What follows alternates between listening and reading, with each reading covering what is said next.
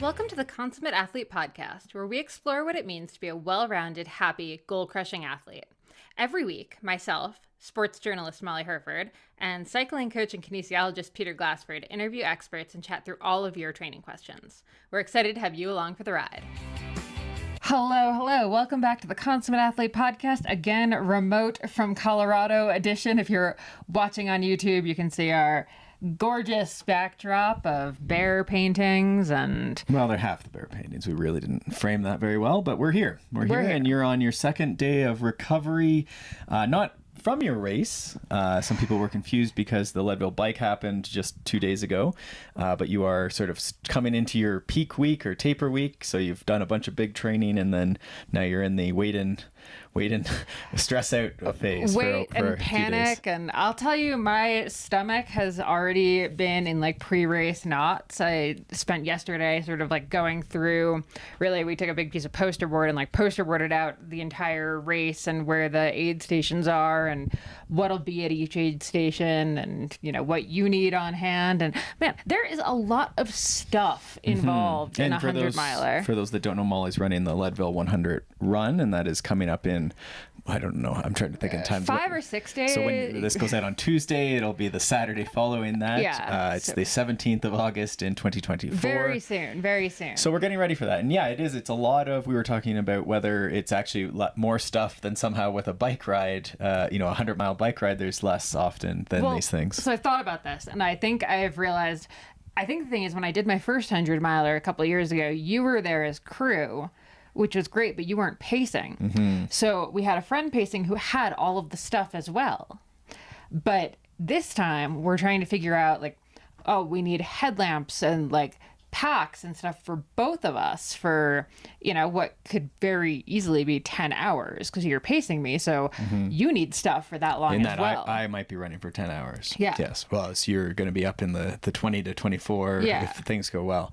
So yeah, so that's what we were doing this week. We're labeling all the stuff out. So about a week ahead, we've got packs, and we've got a couple new things just because we were short on a few. We've got the food, you got the prepackaged powders, and so we've laid that out, and then we have sort of 5 days to just obsess over whether those are in the right order and in the right place or not. Pretty much, yeah. Okay, well, that's exciting. It's good. Everything's great. I am very excited. I did just do a post on Instagram that people seem to relate with, where I said, like, it's a very, like, fine balance between wanting this race to just be this total celebration of all of the work I've done for the past few years with this as the goal, but also then really wanting to do well in the race, but also accepting that I might not. So it's a very weird sense of like vulnerability, even because I've been talking about it on here for so long. So a lot of me, when I'm thinking about the race, starts panicking like, oh God, if it goes badly, like if I don't do well, I've been talking about this race on here for so long. And it's like, it's gonna be embarrassing to have to come on and be like, so I sucked. Well, it happens. But I mean, the fact is, like, if I could go back right now and look at my training and be like, what could I do differently? Not much. I'm sure, of course, in retrospect, there's always like, oh, I should have done X, Y, Z. But like, I feel like I have trained to the best of my ability with the time and space and energy and funds that we have. Well, and we have to remember too, like, there's a lot of things you could pretend you were a pro runner and not work or do anything else. I could pretend that. So yeah, a lot of times the would-haves, should-haves are things that, in the moment, we are not going to do those things, right? We have the responsibilities we have. So yeah, I think this is a week where, it's going to be an adventure, and happy to go along with that or with you on that. And yeah, we'll see how it'll be exciting, right? That's why we do these things, is they're uncertain and a bit of an adventure. I did say, like, the worst case scenario is that I get to spend, a literal day in the mountains getting to, run outside by myself and with you. So really, like, how bad can it possibly be? Mm-hmm. Yeah, well, we'll see. We'll see how bad it can be. We'll see, yeah. So with that in mind, yeah, we just got through the Leadville 100 mountain bike, which we had a lot of clients who were following our Leadville training plan, which starts in January. So you can certainly look for that. It'll be newly updated for 2025 if that's on your bucket list. We had a bunch of clients doing that. I think we had maybe 12 or 13 who were following that like 8-month plan, which is pretty impressive. And then It's less popular because I think people with these bucket list races will get going sooner, but we also have a 3-month one for that that a few people were on, and then of course the 3-month custom plans. We had people using those for several blocks beforehand, and then we had a couple coaching clients do it as well. So we got the sub 9, which was the big one that we were nervous about. So when I tell you it was down to the wire, and we were standing like at the finish line, and okay, I don't know if he's gonna listen. We actually missed him coming in. Well, we didn't miss, but he was in a pack, and they didn't announce him. We had just met Chris, in person, so we didn't know what exactly the kit and stuff. So we were following the tracker and his phone tracker, and so we were following it all day. But then, we were there for the finish. But we didn't exactly see the sprint finish, but we saw it. So we saw him come through. We just didn't know he'd come through. Now, so we were both like, I almost nailed, I think almost to the minute, the predicted time. I don't know how I did it because I'm really not that good at math, but there you go. But man, we were panicking because it was like ticking down, and we're like, oh my gosh, no, he should be here. Like, all signs point, like, did he flat like right in town? Why is he not running with his and then we realized he'd actually passed us. For sure. And so that was, a few people have asked clients who are looking at Leadville, what's his secret and stuff. And it's like, well, it's a lot of hard work. Like, it was some of these predictors. When I say that on predicted time, we obviously have like threshold and power to weight and things like that. But a lot of it is doing events that are similar, getting to altitude, previous experience. We know experience is such a big deal in a lot of these endurance sports, and certainly something like Leadville with the climbing and the elevation. So a lot of the times when I'm predicting things, it's just, has this person done something similar before, and how did they do? And that's a pretty good predictor usually. And then, because I have enough data, and there's enough data on the internet about people's power and power to weight and what time they got, then you can sort of look at that.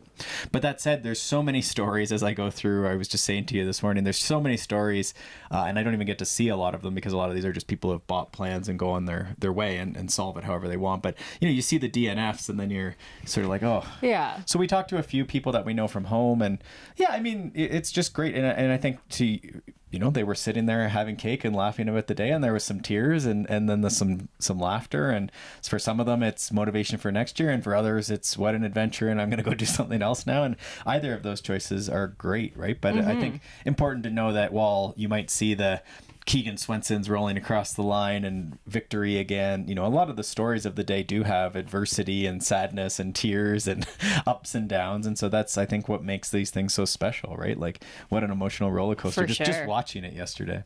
For sure. Or 2 days ago. Yeah.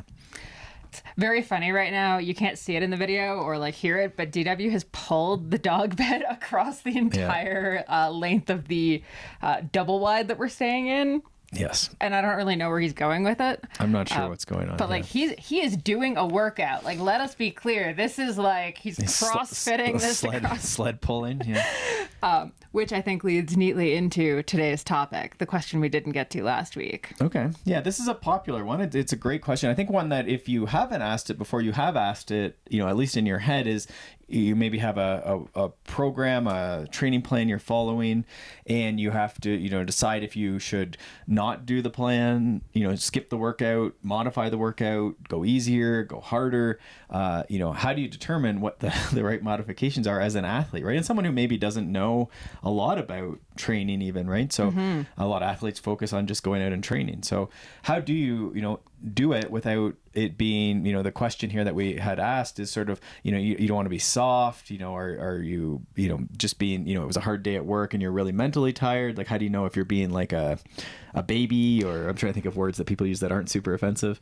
There aren't many. Weak, like you're weak spirited because you're, just doing endurance or skipping the workout. Okay. So the actual question is, how do you decide when you should abort or modify a workout? Just to be clear, because I think we might have just skipped what the actual question was. And I think this is, such a good question. It comes up all the time. I mean, I've said this on the podcast before. I have never once had a workout that I felt like doing. Like, I hate workouts. I think it's why I shifted to running instead of cycling, because in running, you're really only expected to do, like, especially in ultra, like one workout a week that has intervals, whereas in cycling, it's like 2 or 3 interval workouts a week, which I hate. Right. And I also think running lends itself to not using power or heart rate, both of which people know I am not a huge fan of, not because I don't think they're good, but because I just find them really difficult to focus on. Well, and for some people, I bring up that there's a lot of athletes, like you're saying, who don't use power or heart rate. Cross-country skiers are the fittest, their VO2 max are the highest, and they end up cross-training a lot of the time. And just by nature of skiing, still there is not a skiing power meter. They are generally big on using heart rate to control their workouts, but they're very fit and very successful. And so often when I look at my clients, the ones that are the most into analyzing their data and looking at their Stravas and, spending hours a day in some cases looking at stuff, they're the ones that fail. And I'll say don't complete workouts because they get so crippled by having to hit these exact power numbers. Whereas I have clients still on old style trainers, not a smart trainer, and heart rate, and they maybe use a little bit of indoor speed just to get a little bit of an output, even though it's not perfect, it works okay. And honestly, they're very busy people, they hit every workout. Well, and so I think we actually almost need to define, when you just said they fail their workouts, I think to us failing a workout means a failure to complete it. You stop midway through because you're not hitting the number. So you in frustration, Zwift dies, so you quit the workout. You didn't hit your power number on the first interval, so you quit your workout. And that's where what we're talking about, the abort or modify workout, comes in. Whereas I don't think if someone does the entire workout, even if they're not hitting their power or heart rate or even perceived exertion, if they finish it to the best of their abilities, we would say they didn't fail the workout, they did the workout. Right, which gets into modifying, because you might not be hitting the power target or something, right? And so you could modify it lots of different ways. You could play with how you're doing it. A 10-minute interval could look like you start really easy and go harder towards the end. You could do a hard start and then settle in really lower. You could even do 30-30s. You could just do the whole thing as, moderate even, right? You could ride up the hill moderately instead of hard that day because you weren't quite feeling. So that would be the modification would be more in the intensity target to get through it that day with a little lower load, right? And this gets into that feeling. People always say, oh, how do you use feeling? Well, it's feeling really hard, so I'm adjusting the power so that the feeling is more appropriate. And in line with that feeling is the expectation that you would finish the load of the day, the set of the day, right? That's often the way to do it. And I think, within that, if it was 4x5 or 4x8, 4x10, it also wouldn't be wrong to do 3. I still wouldn't look at that as a failure necessarily, but a lot of the failure actually comes in the perception that you're at home screaming and looking at the Zwift and how much you suck. That to me is where the failure is, because now you've thrown yourself down this rabbit hole of disgust even in yourself, where it's just going to spiral from there, right? Versus just saying, oh yeah, no, I'm a little more tired than the plan predicted, which is normal. You're a human, a complex adaptive system. And so indeed, it can't possibly, the plan can't possibly know how you're going to respond with all the inputs that your body and brain get in a day. So it's just, yeah, you just did 3 instead of 4. That makes lots of sense. For sure. And I think the other thing that people have problems with, especially now with Zwift and with the downloadable workouts and stuff, is the idea of the range. So I think a lot of people get caught on, they're doing intervals at threshold. So their threshold is this number, but it's not, right? It's a percentage range in there. So one day you might be in the lower end of that percentage, and the other day you might be, exceeding your expectations. But I think we've gotten so stuck on one number. We all have that magic number. It's like weight. We all have this one irrational number in our head for our threshold. And if we're, 3 watts below it, suddenly the workout sucks. We suck. We're terrible. But there's tons of room for wiggle room within just any device, and measuring and stuff is not perfectly accurate, but it is a range. It's I think it's 20 watt variation. Yeah, I mean, it of course depends how high your threshold is, but the higher your threshold is, the bigger the range would get. But I would argue that, for people whose thresholds are in the 200 range, which is a large amount of people, plus or minus 10, 20 watts, the majority of people would be around there. especially if we do like their actual threshold and not the threshold they're aspiring to. Right. But yeah, it just would be like a big range, right? And certainly we could, anything's, as long as it feels that way. But you're right, the trainer or the power meter is going to have a percent difference.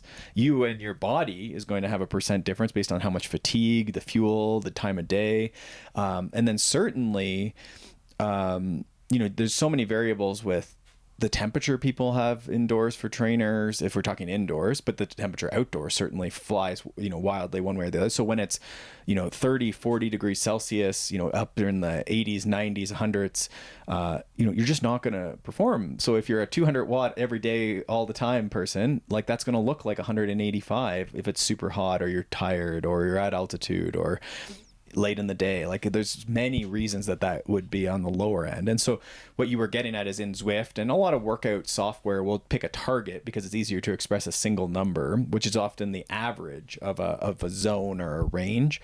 So it's always, if you look on Zwift, like there is a plus minus, I think it's now 20 watts, which you should be using if you're using erg mode especially, but using that big range and just not stressing about it. And similar, if you're using like a Garmin to complete your workout, it usually is pretty good at expressing that there's a range, but I would just, start the timer and go hard for 8 minutes, and just, you'll get better over time at holding it steady and in the zone. But to start, it's just 8 minutes, work hard. Like I wouldn't even worry too much about the power or the heart rate for most people. It's just look at it after maybe, or have your coach look at it. But yeah, it's just really like, that's why I love that lap button, and the concept of the lap timer is, it was 4x8. Can you work hard for 4x8 minutes or 4 by whatever? Well, okay, so this is a weird question, and I'm probably going to like phrase it terribly, but I want to talk about the physiological benefits of a workout. To me, like as we're thinking through this, they don't come from hitting that specific power number or that specific heart rate. They come from working really hard, like working as hard as the workout dictates. So to me, like that's what's going to move the needle in terms of your like overall performance over time and like getting better on the bike or on the run or whatever. Not that you hit this certain miles per hour pace or this certain power number. No, it's the fact that you actually worked really hard. I think that's the much more important metric when we're talking about like what makes you physiologically improve. It's a good point, right? I think it's the argument for the RPE based, we've talked about training loads, so rather than using TSS or fitness score, which is power derived usually, it can also be heart rate or pace derived, but in its truest form would be more power derived. You could certainly do the same thing by saying this workout was a 5 out of 10. It's 5 out of 10 is how hard that workout felt. And then you times that by the minutes that you completed, and that would give you a load for the day. So it said intensity was 5 out of 10, 50% say, times it by 100 minutes, and then that's your load for the day. So these are like arbitrary units. They don't relate to the TSS or the power directly, but you could do the exact same math basically that you would do with the TSS, the power-based stuff. And then, so the question is, in a complex system, there's this output of like your brain is perceiving it as being this hard. And if you do 4x8 minutes at hard, right? Okay, that 4x8 workout, that was really hard. I wanted it to be done. I could barely get myself home afterwards. That was a 9 out of 10 workout, and it took me 90 minutes, and that would be the load. So that's, I think, the question is, in our bodies, like what is the equation, and the like, how do our bodies take on that strain? Is that, do they know 200 watts, or does it only know 9 out of 10? Like, which one is the better because these are just models, remember? Models exactly, are not accurate at all. That's not how the world works. But that would be the question is, if it's really hot out and you do 180 watts, is there less benefit, even though the same workout might be 9 out of 10? So you do one at like whatever your optimal temperature is, a great day, you send it, it's 205 watts and you do 90 minutes, 4x8. And then you go out on a hot day and you do 185 watts and it's like 9.5 out of 10.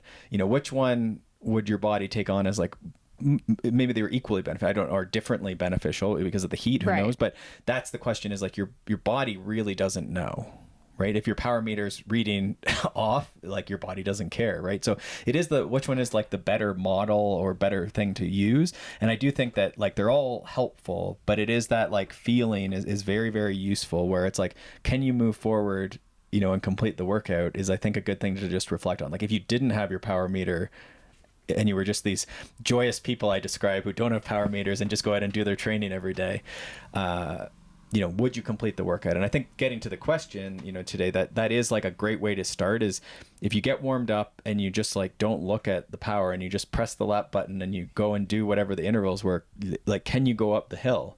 Okay, yeah, I got up the hill once. I got to do it 4 times. Can I do it 4 times? Yeah, I probably can. Right? You'd be surprised. You get home and it's like, oh yeah, I was, getting so upset, and it was like I averaged 189 watts instead of what I thought was 200 watts. But again, the range probably is that big. So yeah, I don't know if that answers the question, but I think the feeling is a great way to start for sure. No, I think that just makes the point of like, which is the better workout, like going up the hill the 4 times, even if it's imperfect, or going up the hill once, not hitting your power number and going home. Like, which is actually more beneficial to you? And like, yes, we'll get into the times you should abort the workout. But like, if we're saying you went up the hill and you were 10 watts slower than you wanted to be, and you're like, screw it, I'm going home.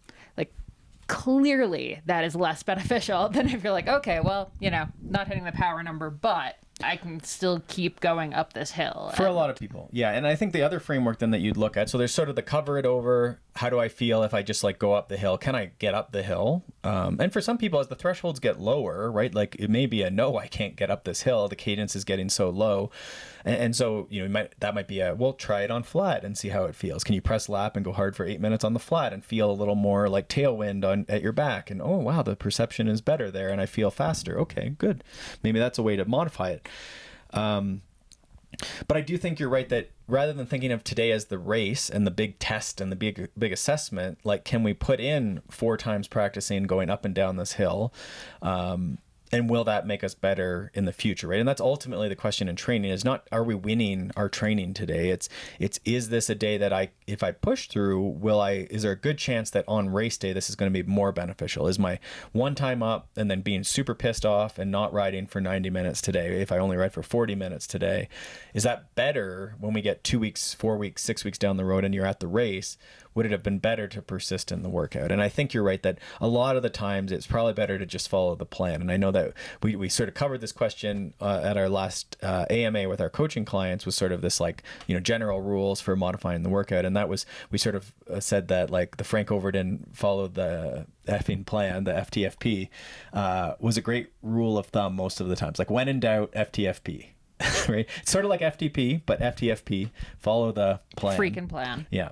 Yeah. And so, but that, again, where we started today is that like there's lots of iterations and successful ways to complete a workout, right? It could be a little easier. It could be on a different terrain. You could do a different style. Like however you want to trick your brain into it is probably better than, not doing anything, right? You always want to do something. Like I said, every single workout I have ever done has included me starting out in the warm up being like, okay, you're just going to do 1. And if it sucks, you don't have to do any more. Just get 1 done. And I've never not done the rest of them because it's always like for me, and I'm sure so many other people, it's always the first one and the idea of the intervals and stuff. Like the second you're like a little tired, a little drained, the idea of going out and having to do that is just exhausting. And but so, then you get out. I love that. And so we'll go through here, sort of, we'll get more into the like what to do. So you're feeling like a little off. So I would say most working people, adults, they have a window to train. You have your hour. You're going to the basement. You're going out to do the intervals, however you're going to do it. And so you have that beautiful window you've reserved for yourself. You've done most of the work to get it organized. You probably have your gear all set up. So like, I think you have to go. Right? Like unless you're vomiting and sitting on the toilet at the same time, this is like, you should go. I mean, I think if you're doing one or the other as well, you're allowed to not, like, it doesn't have to be we both. might call you a week afterwards. Yeah. So like, iffy. Unless it's like obvious, and we'll get to that in a second. But I think you go, and to Molly's point, you follow the effing plan and you warm up like you're going to do it, and you start the first interval. And if it's like, all systems like shut down, like tears are flowing and the legs don't move over, then okay, then just spin easy for the remainder of the time. I would say most of the, again, toilet, vomit, sort of accepted, then finish the time endurance. And I think that's like always a success still. So warm up like you're going to do it, fuel like you're going to do it, go up the hill. You'd be surprised how many times it's fine, right? And again, not the power, don't be so like finicky about 200 watts and that perfect, give yourself a huge range. You got up the hill. Okay, I think you should do the whole workout. If that is obviously not the case, and I've been there, you're crying in the ditch, crying in the gym, whatever you're doing, then finish the time, because we know that the endurance training is going to be very beneficial for most people. It's what most of us are missing as time limited athletes, adults. So finish the time endurance. You don't have to go home early crying. Just finish endurance, because we know endurance is the 80% that matters. Right, very beneficial. If your HRV is lower, and I know this is some people's whoops, might be like reading bad things to them or something. This is going to raise HRV in a lot of cases when you do endurance. Often intervals will tend to lower, in some people, not always, but it will lower the HRV. So we want to put in a nice positive endurance stimulus, right? And again, it's the most important training. So I think that's a great rule to start off with, is like, you have the window, so go out, see the nature, get the exercise and see how it goes. Okay, love that.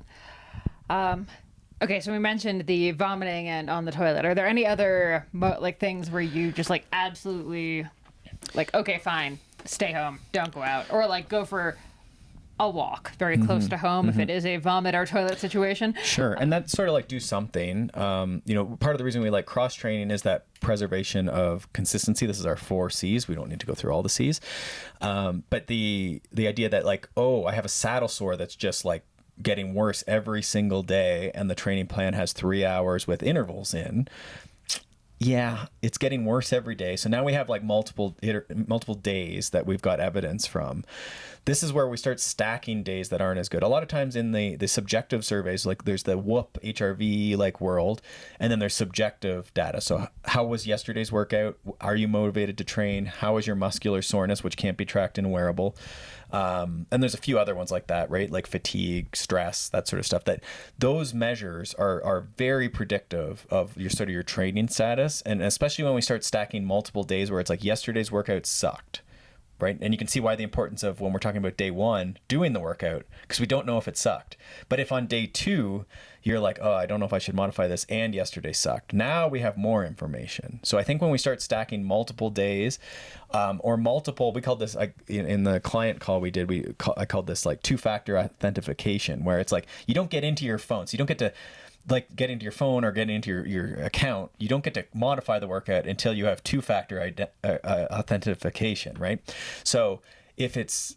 Oh, no. We just had balloons go through this. So we didn't plan that. I don't know what I said. Authentication somehow made balloons go everywhere. What do you think that was? Celebration? I think you did jazz hands or something. Yeah, I don't know. We can't really... Apologies to those not watching YouTube.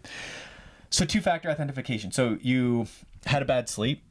You still have to go do your workout, I think, right? You had a bad sleep, horrible day at work, and yesterday's workout sucked. Now we're starting to get into something where maybe just that endurance concept, or as you say, a walk in nature might be a good idea, right? We're starting to see, okay, so yesterday I persisted, I did the workout like they said, but today I still feel I haven't got back on top of it. Then that would be, again, where it's more evidence, there's more evidence that this would be a good idea to either skip the workout, take a rest day. But again, on a rest day, we might do a walk or a yoga. Certainly this is a day to do some bike maintenance. That's what I always try and do when I have these days that I cancel, modify. And they do happen very often. Right? I think that's the reality, is we think that pros are slamming out 6 hours, to the plan every day. And it's no. No, I mean, okay, so here's the thing though. I would say pros modify their plans significantly more because they have a lot more leeway in their availability of, actual training time and stuff. They can, because they're working with coaches who can work with them on a daily basis to be okay, how are we changing things going forward? But also they just have the bandwidth to do so. Whereas most of us have pretty time limited schedules we where have that window. Yeah. So you should take it because it's important for you. Yeah, exactly. So that's, I think the idea is that when we're talking about a single thing, we sort of persist. If it's the first time we've seen it, if you're starting to stack days, this is when we're getting into overtraining, under recovery, these under fueling. But I do think when we start seeing that, this is big, why, or is it sleep, then nap time? If it's fueling, honestly, could you eat more before and during the workout, especially if you've been fasting and you feel like junk, the answer's there. If this is early morning, you're just having a banana for breakfast and then trying to do hours with intervals. Again, this is obvious. When you feel poor and you're under recovered, the answer is usually fueling. Because that's always the debate, right? And who was on? We had on Alex. coats, right? And she's done a lot of research on red S, on underfueling, but overtraining is her main thing, right? And then there was always this debate, like, is overtraining actually a thing, or is it underfueling? And you just have to match the fueling with the training, and that's the catch, right? It's sort of one of these things that you're sort of saying the same thing, but that was the idea, right? So we do see that a lot, especially in masters, right, where it's like, oh, all of a sudden I'm going to go do a 3-hour ride, but I'm going to fuel like I always do. I'm not used to, having 6 gels or something like that right over the ride. Well, and frankly, I mean, I think I've been having this lately where some days you're just not that hungry. Like, and you actually do have to kind of like force yourself to eat, which I think is something that happens as you get older. I said to Peter, I think the day I turned 37, suddenly I'm like less hungry than I used to be, which is very odd because like I've always been in like more of a hungry hippo type person who like, yeah, no, you've generally been pretty bit. good. Now, we're also at altitude, aside from you turning 37 months ago. We are at altitude. Months ago? Well, I mean, more than 1 month. Not even, barely. Okay. So in that case, we also know at altitude that it's like we need more sugar and salt and water is what they usually say, but it's also harder. Your appetite gets depressed. So it is like a double like screw. For sure. So you've gone and you've looked at like, can we get some more like liquid calories? I'll say it's smoothies, but that's probably overselling. It's chocolate milk. Let's be honest here. Yeah, just things that come down, trying to make things a little more dense because that it's, you have to trick yourself, right? Whereas like a salad is less calorically dense and it fills you up. That's always the diet advice. So when you get into these situations that you want to train more or you're at altitude, then these are the things you have to do. You have to do the opposite of what you might consider even healthy, right? Or what you've heard from dietary advice, right? Because you're in the opposite thing. You're trying to increase your workload, which is often the thing when we're doing these intervals, right? Like you're trying to go and do more than you've done, push more watts than you've done, or more time than you've done. Yeah. Okay, like so we talked 2-factor. What else do you want to talk about there? We have the 6 S's. Yeah, I was going to say, let's do 6 S's. I want to get into the cup analogy, but that's my favorite. So let's save that one for the next thing. So 6 S's. So we've talked about... So we have a post called 6 S's, and it's sort of it's directly to this question. Like when you can't do the workout perfectly, like what are your options? And when we say workout in this post, we're talking about literally any... So this is like the weird thing with the word workout, right? Like in some cases, in the case of this post, we're referring to it as global, like even an hour easy spin is a workout. Right. It's just whatever's on your training plan. Whereas like, I think today... the question we're talking about is the modifying a workout, where we're referring to more of an interval ride and what to do in that. So it's a little bit different. I struggle with that on Strava because I see that they like, is this a workout or a long run? And I'm like, what are you talking about? But yeah, I think in my head, everything I do when I go on my bike, it's generally a workout, like short of, we're riding to the ice cream shop or something, or like a beach cruiser. But that's how I think about it. You don't have to think about it like that. Like you probably I get it. Like I think in running, probably that's like vernacular where it's like, this is a workout with intervals and then this is the long run. And then I don't know what you would call other stuff, I guess. Like, they're part of the training plan too? Yeah. I think I've just always differentiated it as like training is what I do every day. That's from the training plan. And the workout is when there's intervals involved. Sure. So It does get a little bit confusing as we're talking about this, but the 6 S's work whether we're talking about intervals or whether we're talking about just should you do your 60-minute spin. Right. Yeah. So, I mean, just these situations arise, right? Like I get it. I end up on a call longer. And so now instead of having 90-minute window, I have 60 minutes, right? And it's like, well, the answer is pretty clear. Like that's a shorten. So shorten is one of the S's. But I think it's the one that gets least used right. and should be the most frequently used. Yeah, probably. I always like skip, but we'll get to that. But yeah, shorten is the heart of the thing is you have 3 hours. It's your key long run or ride or whatever it is. And you only have 2 hours. Are you really tired? Like I came home at 2.5 hours yesterday because my hip was bugging me. And, I was just like, well, I don't feel like I need to do 3 hours. Like this has been otherwise a fine ride. I'm close to home and my hip is bugging me. I'd rather go and like work on my saddle. I think my saddle's too low and I want to just adjust that and I'll do my bike maintenance with the rest of this half hour and put my training and my, my status, my readiness to train is up higher. I worked on my bike maintenance. Hopefully this seat adjustment helps. And to me, that's like 3 hours of good training. I got the fuel back in, did some stretching for the hip. It's what is training, but still that was a shorten. So I had a couple reasons I felt like I wanted to shorten it.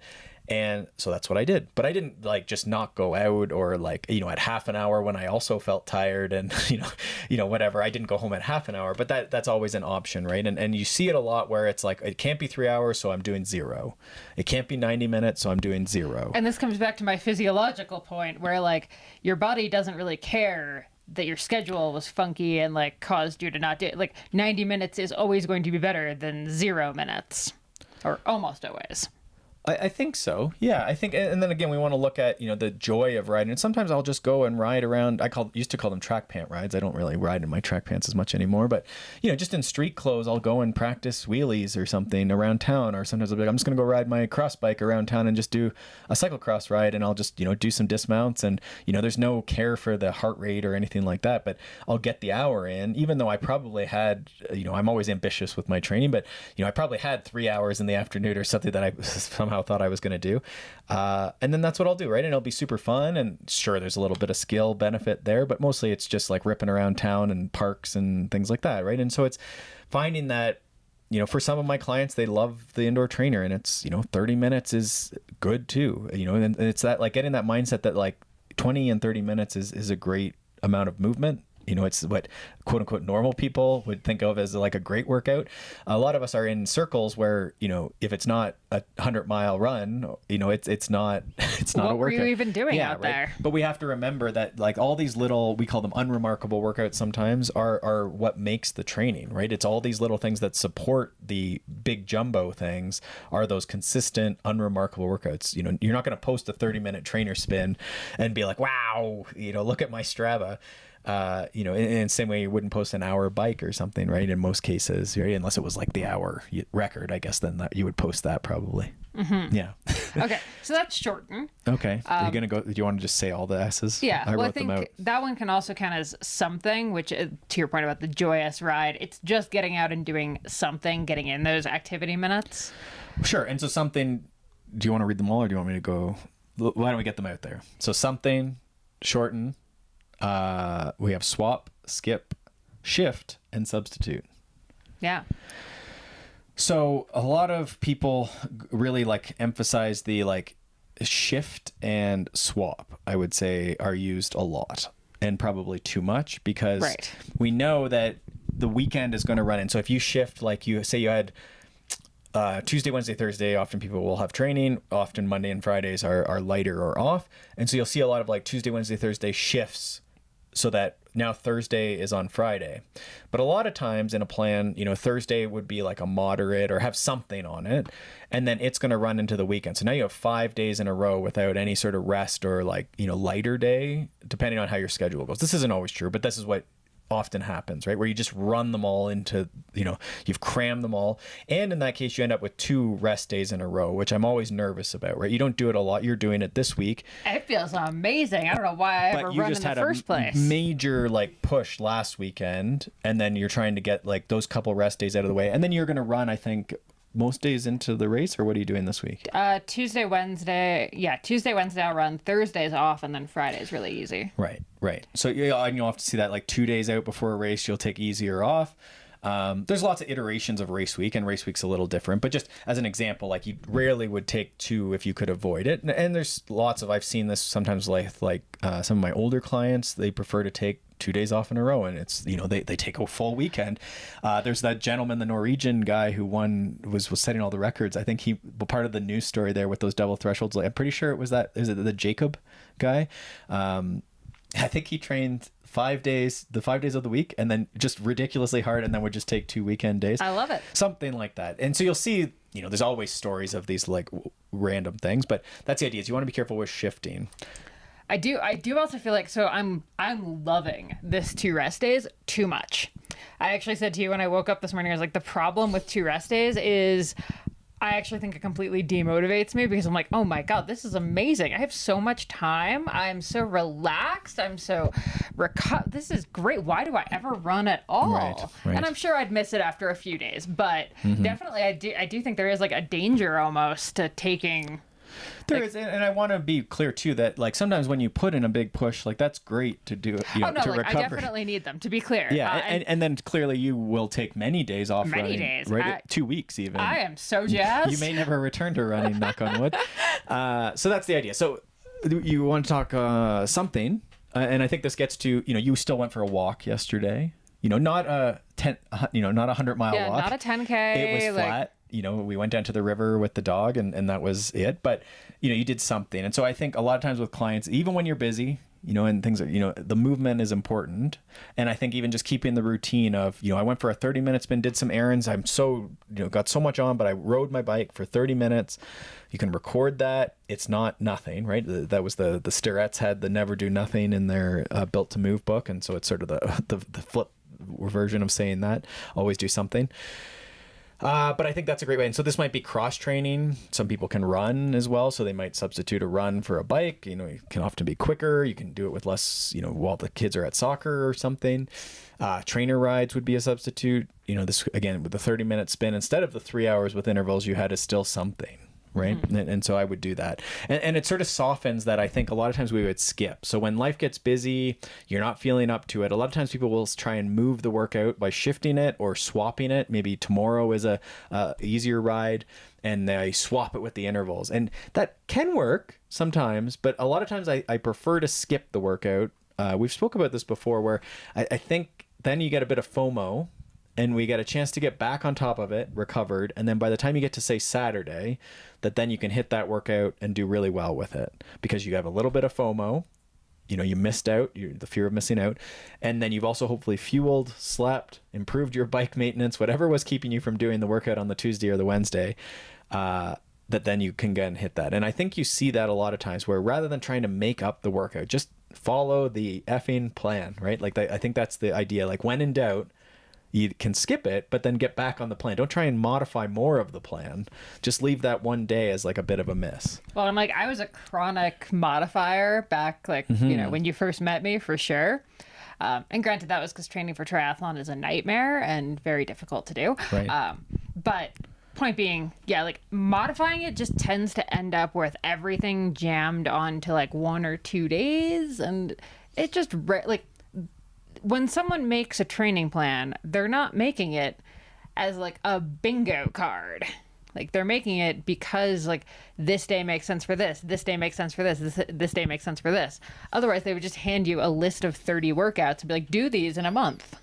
Which could work okay too, I guess, as long as you sort of took your rest days and whatnot. But probably the key thing is that a lot of times the intensity, you don't want to have a ton of fatigue when you do it. So it's positioning it in a good place again, where that shifting example where we put everything at the end of the week, I've seen, trying to even shift it even more where you're doubling up on the Friday or the Saturday to get every workout done.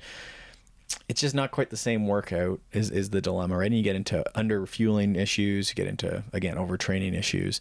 And again, just that workout may be too much now or just not intense enough, right? And the intensity being enough only matters for, I tend to think, for the advanced people.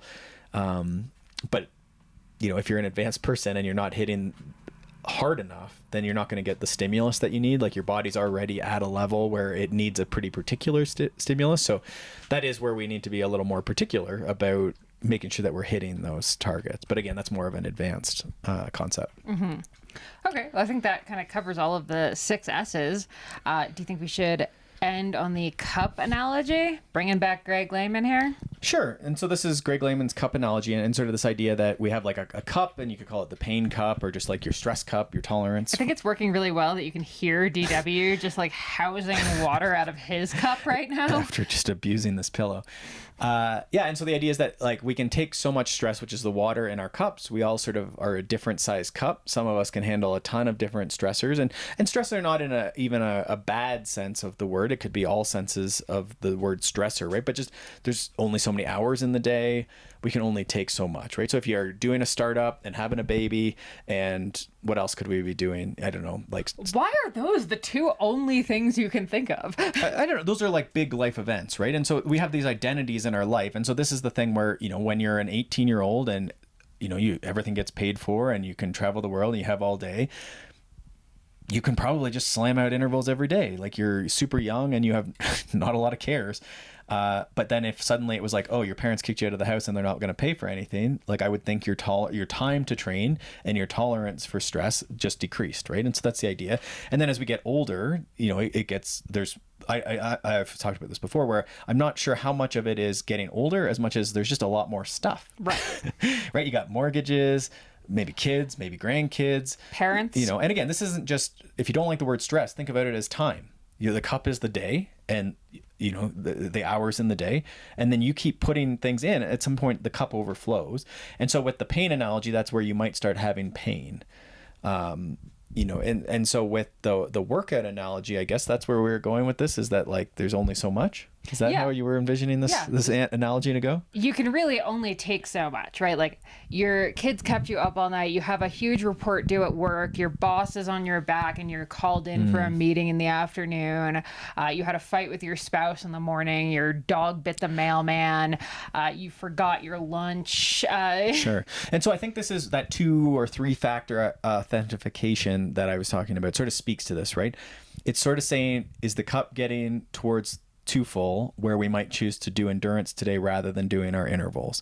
And I have clients that are very busy people doing very important work, you know, have families with all the family stuff. And so there probably are a bunch of days of the week where it's like, I had intervals, but I'm going to do my endurance with the window I've mapped into my busy schedule. I'm still going to value my movement. I still think that's important.